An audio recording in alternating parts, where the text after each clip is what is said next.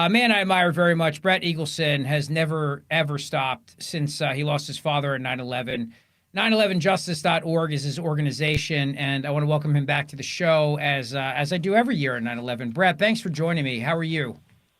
I'm doing okay, Rich. How are you? I'm doing well. I appreciate you making the time today.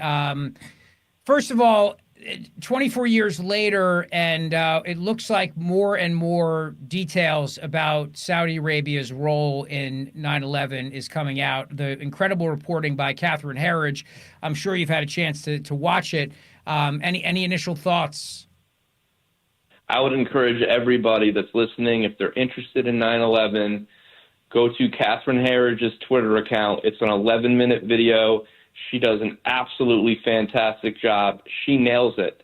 She gets it. I think this is the first time I've seen it so articulately put, and it wasn't even Catherine's words. Catherine found a former high-level FBI counterterror expert to basically analyze and narrate everything that we've been saying for the past 20 years. So I was so pleased to see Catherine do it. This is finally becoming mainstream, finally becoming really hot. And, the pressure's building.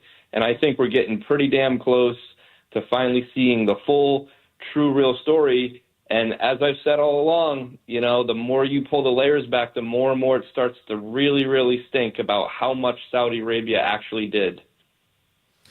Some key takeaways from her reporting on this, Brett, and I think it's really important to note, is that there were people who were involved in casing, basically, and advancing this as far back as 1999. Is that correct?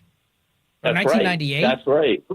1998, 1999, the Saudi Arabian government, the Ministry of Islamic Affairs, sent an advance team here. And we wouldn't have known any of that if it weren't for the lawsuit that we've undertaken and the fact that we were able to have discovery in this lawsuit.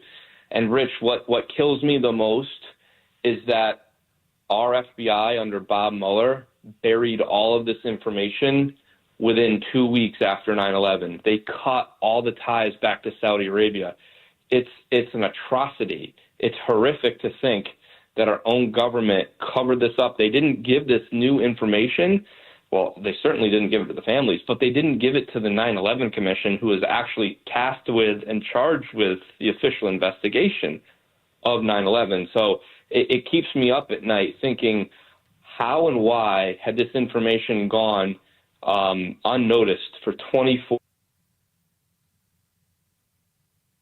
Oh, do we still have Brett dropped? All right, we'll try to get him. We'll try to get him back. In the meantime, let me play part one, Justin, if I could. Cut number 7, part 1 of her reporting as we try to get Brett back on the line. Go ahead.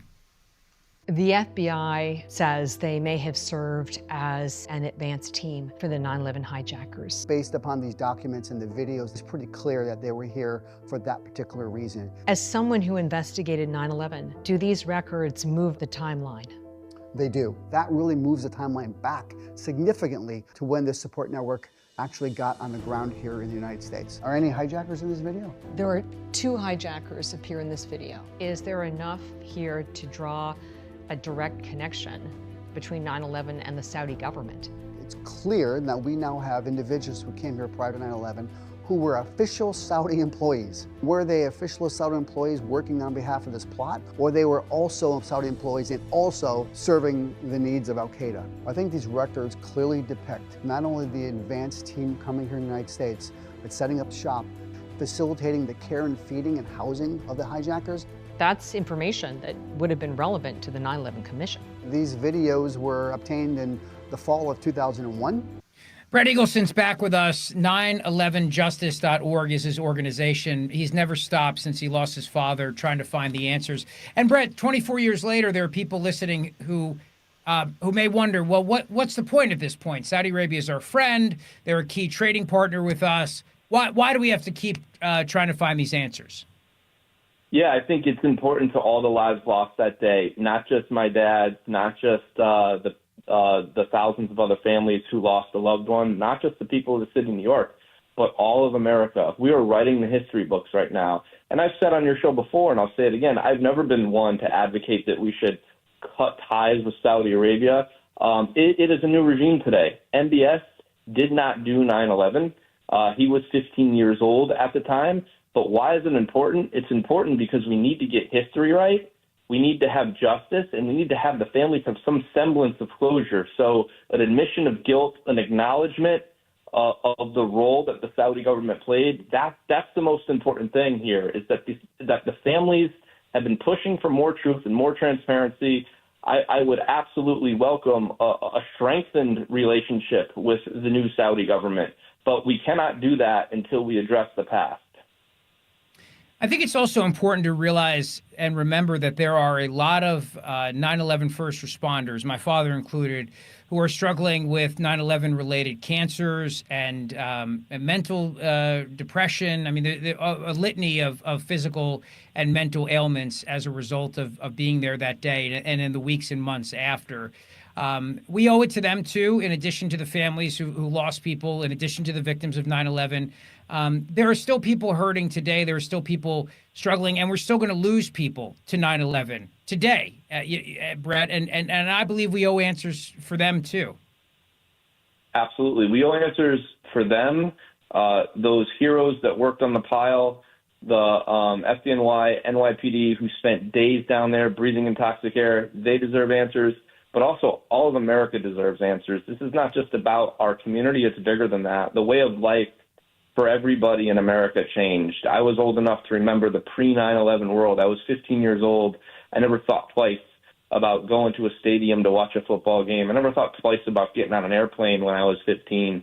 And everything about our lives, the civil liberties that we've surrendered because of 9/11, all of America deserves to know the truth about what really happened that day. And the truth is that it wasn't 19 hijackers with no knowledge of English, no money, no idea how to fly a plane, no experience of Western culture, were somehow able to pull off this most consequential attack in the entire history of this nation with no help from anybody. That's been the official narrative. And of course they needed help. They needed a support network, and that support network was put in place and set up by the Saudi government. And those are not just my words anymore. Those are the words of a federal judge. A federal judge who this week said that the lawsuit that the 9/11 families are bringing against Saudi Arabia can go forward. That's a huge win. It is, because I just want to explain a little nuance here. Because of the framework and the law that we're using to sue Saudi Arabia, it's called JASTA, which stands for the Justice Against Sponsors of Terrorism Act. We passed it in 2016 over an Obama veto. It was his one and only veto override of his entire 8 years of his presidency. We got 97 senators to 1. So even members of his own Democratic Party overwhelmingly voted to vote against him. So the will of Congress was to give us our day in court. So because of JASTA and because of the way that law was written, we have to actually prove our merits before we can prove jurisdiction. Before we can use JASTA, the judge has to evaluate whether or not we have the merits, whether or not we have credible evidence before we can sue the kingdom. So it's kind of backwards, right? It's kind of like we're proving our case before we're allowed to take our case to court. And that's solely because it's, a judge doesn't want, or the legal system doesn't want, some random family here in America suing any foreign country because they don't, because they're going to allege that France killed them or the Italian government did something that hurt some Americans. So in order to prevent frivolous lawsuits, in order to prevent clogging up the system, with JASTA, you actually have to demonstrate the merits first. And that's why this is such a big win, because the judge is acknowledging that we have passed the bar and we have demonstrated those merits. Tell us the role of Osama bin Laden in all of this, because obviously for most of us, we've always spent our life understanding bin Laden was behind 9/11. So explain his connection to the Kingdom of Saudi Arabia. Well, Osama bin Laden was the head of al-Qaeda. Osama bin Laden was a horrible individual. You don't even want to call him a human being, right? He was the head of the snake, but he had blessed the plan and okayed the plan. But members of al-Qaeda were also Saudi government officials. So they were able, these Saudi government officials who were also al-Qaeda operatives, were able to use the facilities of Saudi Arabia. They were able to use the embassies of Saudi Arabia. They were able to use the support network and the financial and the logistical support of that government in order to funnel support down to those hijackers. So yes, Osama bin Laden needed to go. He needed to die. He's been served justice, but he was sort of the figurehead behind it. He wasn't the operational person, and he was certainly not the logistical guy there. And the bin Laden family and their prominence in Saudi Arabia is something that also people need to understand as well, right? Yeah, so bin Laden was a very wealthy Saudi citizen. This was a little bit before my time, before I got fully into the work that I'm doing. But as I understand it, he was ostracized.